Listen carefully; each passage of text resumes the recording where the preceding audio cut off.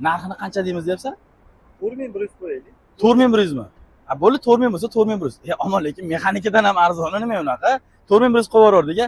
Gap so'z yo'q. Hozir mashinadan tushib kelaman, hamma yo'g'ini tanishtiraman, keyin narxini oxirida 4100 deymiz. Bo'laverami? Do'stlar, sizlarga mashinani arzon olib qo'ydim. Xudo xolasa ma'qul kelsa, bitta laykni bosib, do'stingizga jo'natib qo'yasiz.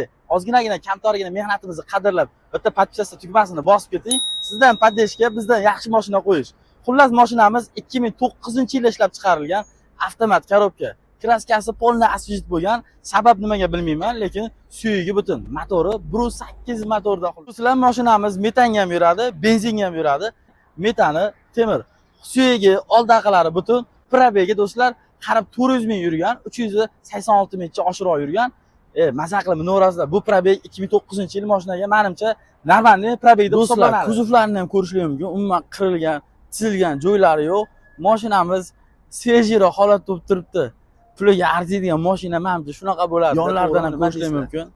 Mashinamiz bitta ikkita buferlarida maydagina chaqa-chuqalari bor. Noatagi lekin minishga tayyor mashina. Holati lissiroq, lekin bitta balon qo'yib olasizlar. Qolaridan ham salonni ko'rsatib o'taman.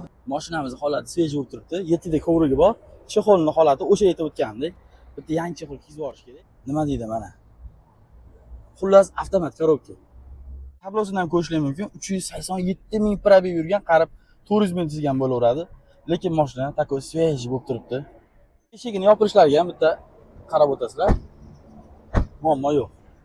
Mashinamiz narxi sizlarga $4100 dan o'tib beramiz jigarlar. Yaxshi eshitiling, $4100 dan o'tib beramiz. Hech qanaqa bank eshitmasi yo'q. Mashina top-toza, прямой notariusga haydaydigan holatda bo'lib turibdi. Pastdagi nomerlarga aloqaga chiqaverasizlar. Sog'-salomat bo'lasizlar.